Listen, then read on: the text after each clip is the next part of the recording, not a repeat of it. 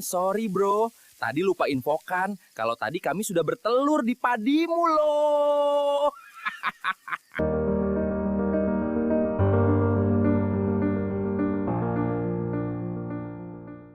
Hai semuanya, pernah nggak sih dengar tentang penggerek batang padi? Kedengarannya kayak nama karakter anime ya, tapi jangan salah, yang satu ini musuh bebuyutan para petani. Jadi, penggerek batang padi itu bukan cuma satu jenis, tapi ada 5 spesies yang sering jadi masalah di sawah-sawah Indonesia. Mereka ini bisa bikin panen gagal total loh, terutama di lahan irigasi, lebak, sampai pasang surut. Yuk kenalan dulu sama geng penggerek. Yang pertama, penggerek batang padi kuning, Skirpophaga incertulas. Ini yang paling banyak ditemukan dari Jawa sampai Lombok. Kedua, penggerek batang padi putih, Skirpophaga inotata. Nah, yang satu ini bisa berdiapaus atau kondisi dormansi atau berhenti sementara seperti fase larva atau ulat penggerek batang padi putih yang tidak menjadi kepompong pada musim kemarau bisa mencapai 3 bulan lamanya. Ketiga, penggerek bergaris, Chilosupressalis. Mereka aktif mulai jam 3 sore sampai jam 11 malam. Tapi paling rame tuh pas jam 7 sampai jam 8 malam.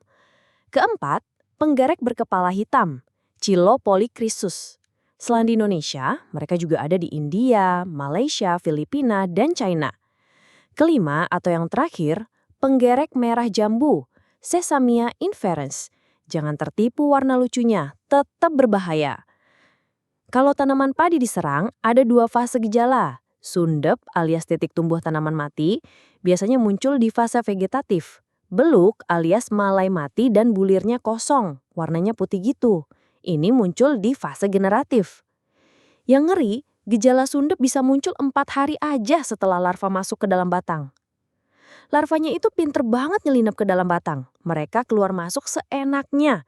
Dan satu larva aja bisa makan 6-15 batang padi. Apalagi larva penggerek kuning instar 1 langsung menyebar dan nyerang bagian dalam batang. Karena tersembunyi, mereka susah dijangkau sama musuh alami dan insektisida. Cara mengendalikannya? Yang pertama, tanam padi serempak. Gunakan strategi segitiga. Teknologi, ikut SOP, gotong royong masyarakat, dan dukungan kebijakan pemerintah. Rotasi tanaman. Ganti tanaman setelah panen dengan jenis non-padi untuk memutus siklus hidup hama. Atur waktu tanam pakai lampu perangkap. Tanam 15 hari setelah puncak penerbangan ngengat, generasi pertama atau berikutnya dapat diamati setiap hari dengan lampu perangkap. Pengendalian sisik. Kumpulkan kelompok telur. Sabit tanaman serendah mungkin.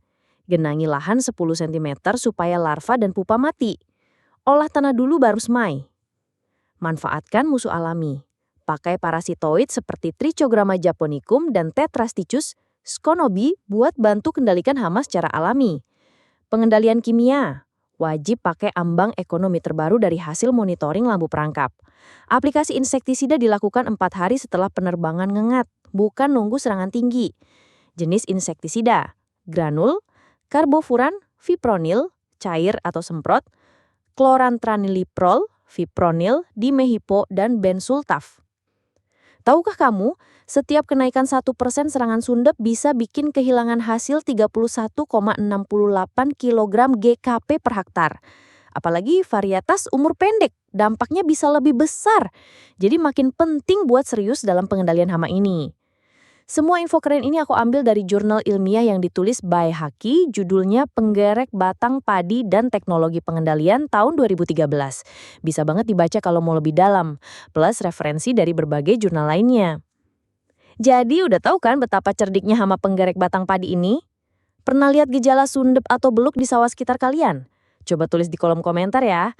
Jangan lupa like, share, dan follow biar nggak ketinggalan info pertanian lainnya yang dibahas dengan gaya asik. Sampai ketemu di konten selanjutnya. Jaga padi, jaga panen, jaga semangat.